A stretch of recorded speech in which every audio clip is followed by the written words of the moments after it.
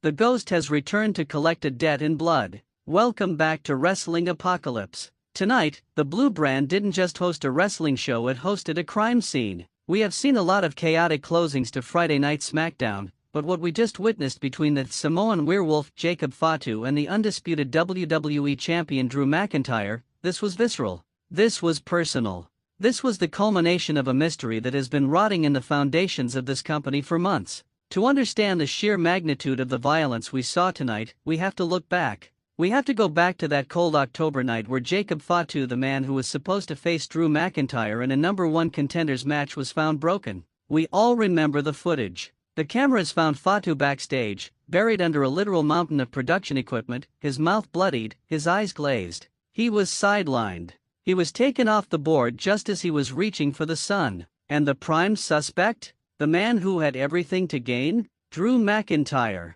At the time, Nick Aldis looked Drew in the eyes and asked the question everyone was thinking. Drew denied it. He played the victim. He said he was being framed by people who couldn't handle his truth. He even used the injury to pivot his way into a title match against Cody Rhodes. And while Fatu was at home, rehabbing a shattered spirit and a broken body, Drew was in Berlin, standing over a fallen American nightmare, clutching the gold and claiming he earned it through pure Scottish grit. Well, the bill finally came due tonight. The show opened with Drew McIntyre at his most insufferable. He was draped in the title, surrounded by security, essentially laughing at the idea of competition. He brought up the October attack again, almost mocking the memory of it. He told the fans in the arena, "You all wanted a monster to save you, but monsters die. Legends live forever." He was halfway through a line about how the Samoan Werewolf was probably back in a cage somewhere when the audio feed just snapped. The lights didn't go out. Not at first.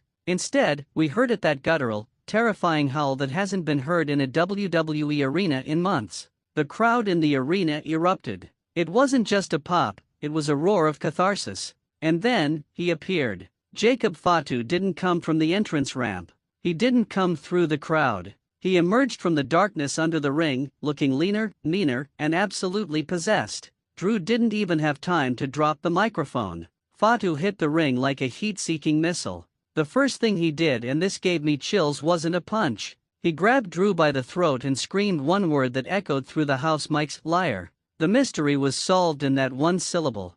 Fatu didn't just come back for the title, he came back because he knows. He's accusing the undisputed WWE Champion of being the coward who attacked him in the dark. He's calling out the Scottish Warrior as a snake in the grass.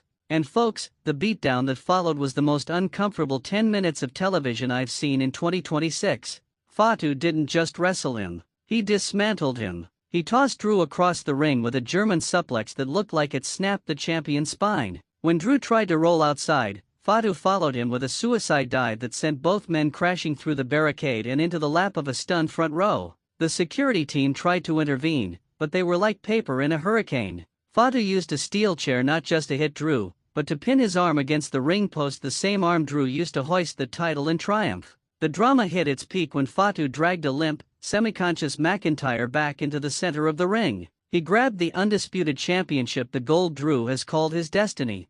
Fatu looked at it for a second, then looked at Drew's face, and he didn't raise it. He spat on it. He dropped the 10 pounds of gold right onto McIntyre's chest and then delivered the terrifying triple jump moonsault. 300 pounds of Samoan vengeance landing with the force of a car crash. But it was the dialogue that really sold the stakes. While Drew was gasping for air, Fatu knelt over him. We could hear him on the floor mics, his voice a low, terrifying growl: "You took my time. You took my blood. Now I take your peace." This changes everything for the Royal Rumble. If Roman Reigns is indeed the one destined to win the Rumble, as those massive leaks have suggested, he isn't coming back to a stable kingdom. He's coming back to a war zone. If Drew McIntyre is the champion, he's now a marked man with a monster on his heels who doesn't care about rules, rankings, or referees.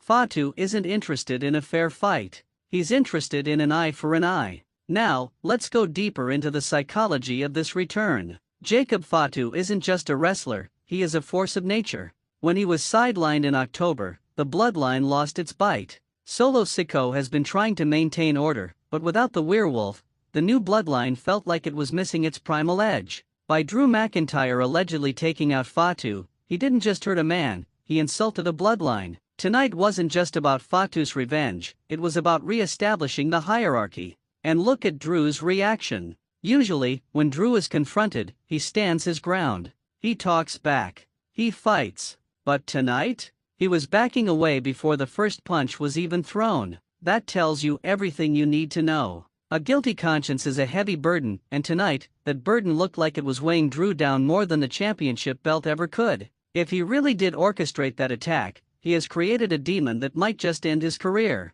Backstage, the tension is reaching a boiling point. We've had reports that several superstars were actually cheering in the locker room when Fatu appeared. There's a lot of resentment toward Drew's chosen one attitude lately. Many feel he's become a corporate puppet, doing whatever it takes to keep that belt. If he's willing to ambush a man in the dark just to stay on top, what else is he capable of? And let's talk about the family tree once more. Solo Sikoa and the Tongans were seen watching from the rafters. They didn't help Fatu, but they didn't stop him either. Is Fatu still with the bloodline, or is he a lone wolf on a mission of personal retribution? If Drew McIntyre really did orchestrate that backstage attack in October, he has created a demon that might just end his career before he ever makes it to WrestleMania. The atmosphere in the building as the show went off the air was haunting. Usually, the fans are cheering for a return, but tonight, there was a sense of dread. Seeing the undisputed champion, the man who beat Cody Rhodes, lying in a heap, coughing up blood while a man who looks like he belongs in an asylum stands over him,